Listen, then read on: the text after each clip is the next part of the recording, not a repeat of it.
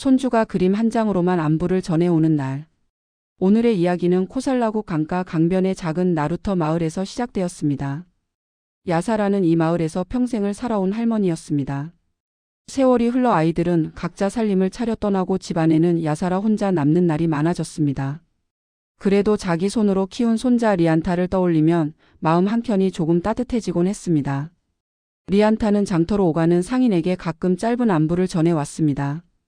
상인은 야사라의 집에 도착해 작은 나무 조각이나 접힌 잎쪽지를 건네주곤 했습니다. 쪽지에는 긴 글보다 둥근 얼굴과 웃는 눈 같은 작은 그림이 먼저 눈에 들어왔습니다. 짧은 글씨도 적혀 있었지만 야사라는 다 읽지 못했습니다. 그래서 그는 그 얼굴이 웃고 있는지 찡그리고 있는지를 먼저 살폈습니다. 야사라는 그 그림들을 손가락으로 쓰다듬으며 혼잣말로 중얼거렸습니다. 이게 무슨 뜻일까? 괜찮다는 말일까? 드물게 리안타가 집에 찾아오는 날이면 또 다른 어려움이 있었습니다. 손자는 도시에서 배운 빠른 말투로 웃으며 이야기했습니다. 야사라는 그 웃음이 좋아 곁에 앉아 있다가도 어느 순간 말이 끊어졌습니다. 요즘 아이들 말은 반도 알아듣지 못하겠다. 무엇부터 물어야 할지 몰라 입을 다물고 있다가 시간이 훌쩍 지나 버리곤 했습니다. 자꾸 안부를 전해달라 하면 손주가 부담스러울까 마음이 쓰였습니다. 그러나 아무 말도 하지 않자니 또 서운함이 가슴까지 차올랐습니다. 어느 날 해가 기울 무렵 야사라는 나루터로 물동이를 가지러 나갔습니다. 강물 위로 붉은 빛이 번지고 배들이 하나둘 묶이고 있을 때였습니다. 나루터 근처에는 사람들이 조용히 모여 있었고 그 가운데 부처님의 모습이 보였습니다. 야사라는 잠시 망설이다가 물동이를 내려놓고 부처님께 다가가 조심스럽게 절을 올렸습니다. 부처님이 잔잔한 눈빛으로 물었습니다. 이 저녁 그대의 마음에는 어떤 물결이 일고 있느냐? 야사라는 조금 떨리는 목소리로 입을 열었습니다. 저에게는 멀리 도시에서 일하는 손자가 있습니다. 이제는 가끔 상인에게 작은 나무 조각과 짧은 글을 보내옵니다. 그림은 귀엽고 마음은 고마운데 글자는 다 읽을 줄 모르겠습니다. 자꾸 소식을 전해달라 하면 짐이 될까 걱정되고 아무 말도 안 하자니 제가 너무 잊혀지는 것 같아 서운합니다. 요즘 아이들 말은 반도 알아듣지 못하겠습니다. 어떻게 마음을 두어야 할지 모르겠습니다. 부처님은 잠시 야사라의 말을 들으며 강가에 서 있는 한 그루 나무를 바라보았습니다. 그리고 손짓으로 그 나무를 가리키며 조용히 물었습니다. 저 나무를 보아라. 그대 눈에는 무엇이 먼저 보이느냐? 야사라는 나무를 바라보다가 대답했습니다. 굵은 줄기와 가지가 보입니다. 부처님이 미소를 머금었습니다. 땅 속에는 눈에 보이지 않는 뿌리가 있다. 뿌리는 깊은 곳에서 흙을 붙잡고 나무가 쓰러지지 않게 버틴다. 줄기는 뿌리와 하늘을 잇는 몸이다.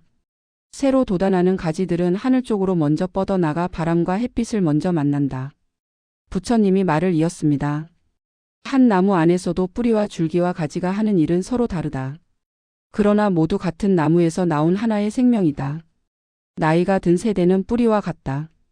보이지 않는 곳에서 자리를 지키며 나무를 버티게 한다. 그대 같은 이는 그 뿌리에 가까운 사람이다. 오랜 세월 이 집에 뿌리로 있으면서 자식들을 세워왔다. 그 자식들은 줄기와 같다. 뿌리에서 힘을 받아 몸을 세우고 집안을 밖으로 뻗어왔다. 손자 같은 아이들은 새로 돋아난 가지와 같다. 하늘 쪽으로 먼저 뻗어나가 새로운 바람과 빛을 만난다. 새 가지의 잎이 흔들리는 모습은 뿌리에게 낯설 수 있다. 그러나 그 가지가 있어야 나무 전체가 새 계절을 맞을 수 있다. 부처님이 부드럽게 말을 이었습니다. 손자가 그려보내는 작은 그림과 짧은 말들은 그대에게는 이해하기 어려운 새 바람의 모양일 수 있다.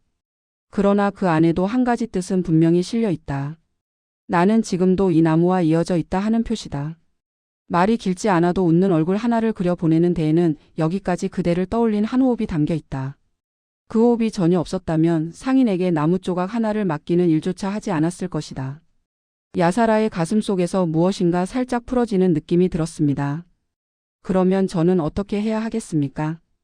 그 말에는 조심스러움이 묻어 있었습니다. 부처님이 대답했습니다. 그대도 뿌리처럼 가만히 흙 속에만 있지 말고 줄기처럼 한 번은 손을 뻗어보아라. 손자에게 길고 훌륭한 말을 전하려 애쓰지 않아도 된다. 그저 그대가 할 수 있는 만큼. 오늘 강가의 물빛이 곱다. 너도 어디에서든 숨을 고르게 쉬고 있기를 바란다. 그 한 줄이면 충분하다. 또는 손자가 보내온 나무 조각 옆에 작은 꽃잎 하나를 얹어 보내도 좋다. 나는 여기에서 여전히 너를 기억하고 있다. 그 마음이 전해지면 된다. 그날 밤 야사라는 집으로 돌아와 상자 속에 모아두었던 나무 조각과 쪽지들을 꺼냈습니다. 하나하나 펼쳐보며 손가락으로 그림을 쓰다듬었습니다. 그리고 작은 종이 조각을 꺼내 떨리는 손으로 짧은 글씨를 적었습니다. 오늘 강가에 물빛이 곱구나. 너도 어디에서든 숨을 고르게 쉬고 있기를 바란다. 그는 글자 아래에 서툰 손으로 작은 꽃잎 모양을 하나 그려 넣었습니다.